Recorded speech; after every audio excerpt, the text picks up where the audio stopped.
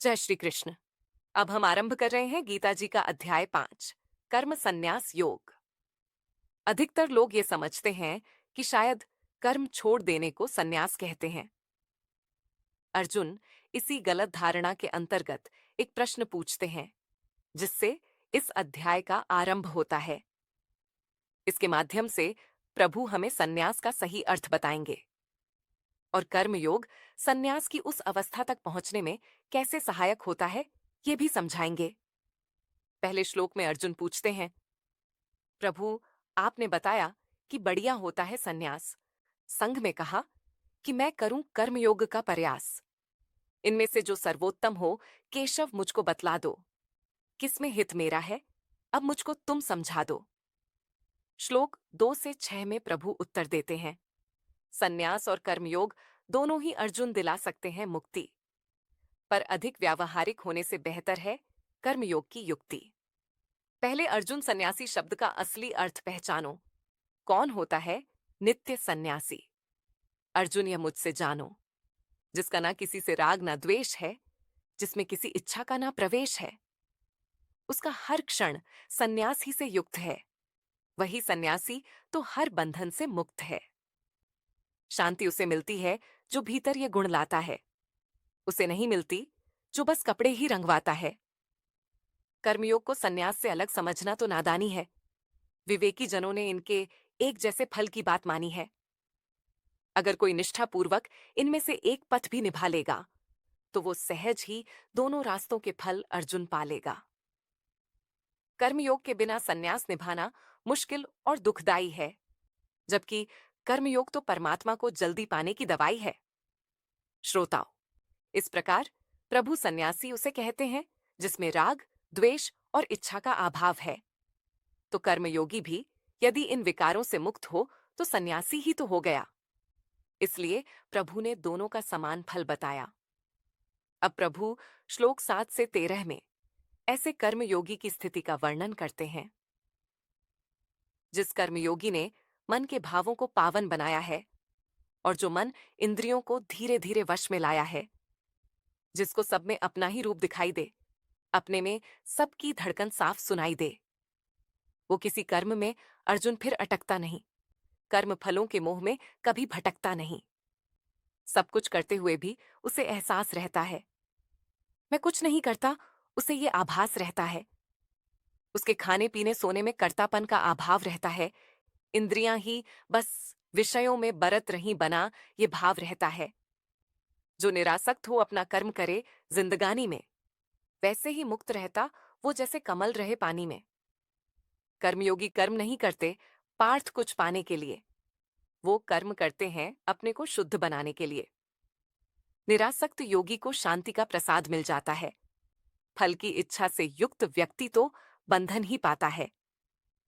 जिसका मन ज्ञान से भरपूर हो जाता है, उसका मन समस्त कर्मों से दूर हो जाता है। मैं वास्तव में कुछ नहीं करता, वो जान जाता है। भीतर की शांति और मुक्ति का मार्ग पहचान जाता है। श्रोताओं, कर्मयोगी एक दिन उस अवस्था में आ जाता है जहां उसे आभास होता है कि वो स्वयं कुछ नहीं करता। अब एक प्रश्न उठ सकता है, अगर कर्मों का कर्ता जीव नहीं है तो कौन है? क्या भगवान करता है? इसका उत्तर हमारे प्रभु श्लोक 14 से 15 में देते हैं। भगवान न तो किसी के कर्मों की रचना करते हैं, न ही प्रभु किसी के अंदर अर्जुन कर्तापन भरते हैं। प्रकृति के गुण जीव से अर्जुन कर्म करवाते हैं, जैसे मानो बरबस कर्म में पार्थ उन्हें लगाते हैं। अज्ञान के कारण जीव खुद को शरीर ही जानता है। इसी अज्ञान के कारण फिर कर्ता खुद को मानता है। कर्मों का फल भी प्रकृति के स्वभाव से आता है, जीव को जो कर्मानुसार सुख दुख पाठ दिलाता है। जीव के पाप पुण्य में भगवान का ना कोई हिस्सा है। इसमें तो सारा प्रकृति के गुणों का ही पाठ किस्सा है। लेकिन अज्ञान के कारण जब जीव को हो जाए भ्रम, तब शुरू हो मोह, कर्तापन, पाप पुण्य आदि का क्रम। श्रोताओं, इस प्रकार प्रभु ने कर्म, कर्तापन, कर्मफल, प्रकृति और अज्ञान के बीच का संबंध स्पष्ट किया। अब श्लोक 16 से 20 में प्रभु उस पूर्ण कर्मयोगी की अवस्था का वर्णन करते हैं जिसने कर्मयोग के मार्ग पर चलते चलते तत्व ज्ञान प्राप्त कर लिया है, जिसने ज्ञान से अज्ञान को मिटाया है। भीतर उसी ने अपने उजाला फैलाया है। उसे अंतस में अपने प्रभु दिखाई देते हैं, मुरली के जैसे मधुर स्वर सुनाई देते हैं। जिनकी बुद्धि भगवान में लय हुई है, आत्मा भी पूरी अर्जुन प्रभुमय हुई है, जिन्हें निष्ठा बस अपने प्रभु से लगानी है, मन ने भी जिनके प्रभु मिलन की ठानी है। ऐसे ज्ञानी जनों के सब पाप धुल जाते हैं, वो सदा को अपने प्रभु से ही मिल जाते हैं। इस अवस्था में उन्हें बस मेरी ही धुन सुनाई दे, सब में अर्जुन मानो मेरा ही जैसे रूप दिखाई दे। फिर चाहे ब्राह्मण, हाथी, कुत्ता हो या गाय, सब में ज्ञानी को मेरा ही रूप नजर आए। जिन्होंने अपने अंदर अर्जुन ये समदृष्टि पाली है, जीते जी समझो जन्म मरण की पीर मिटा ली है। क्योंकि वो सब में ब्रह्म ही पहचान पाते हैं, इससे वे अर्जुन मानो ब्रह्म रूप हो जाते हैं।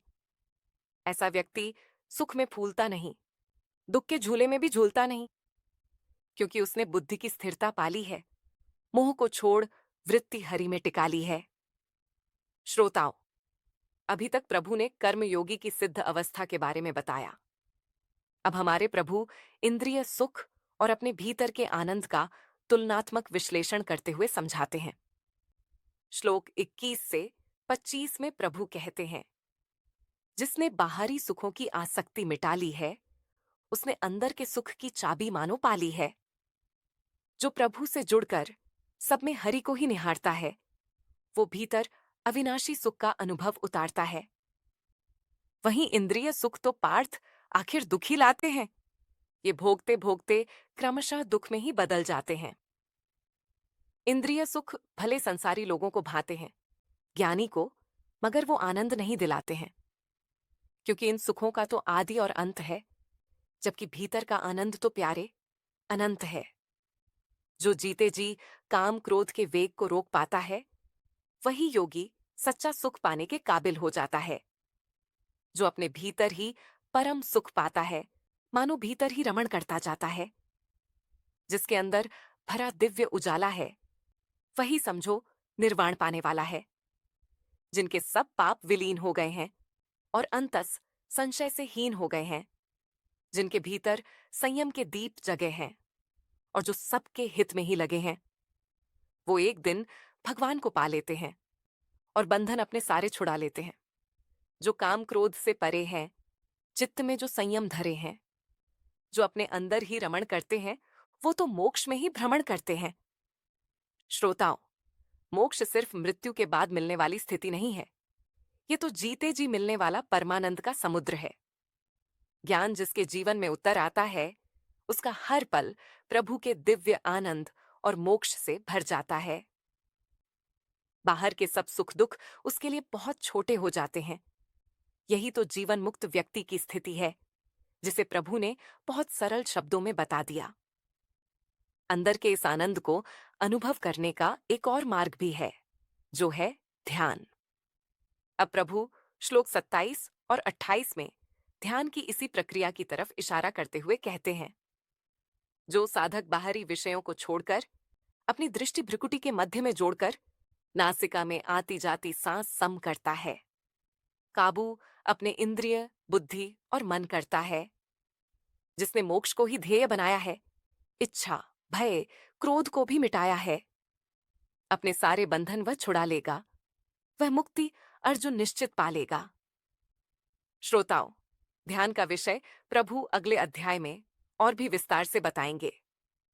अब अंतिम श्लोक यानी श्लोक 29 में प्रभु अपने से जुड़कर इस परम आनंद और शांति को पाने का एक बहुत ही मधुर और भक्तिपूर्ण रास्ता बताते हैं।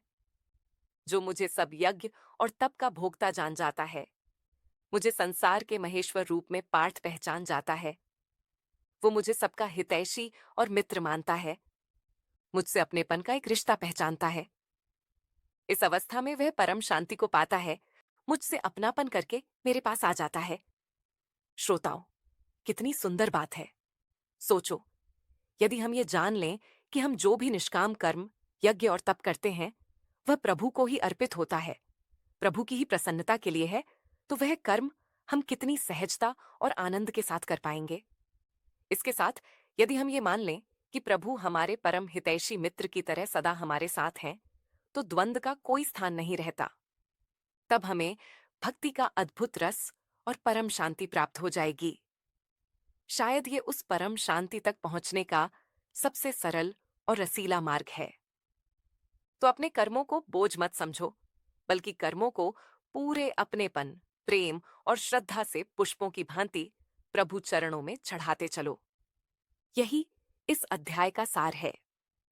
फिर मिलेंगे गीता जी के एक और अध्याय के साथ। तब तक के लिए जय श्री कृष्ण।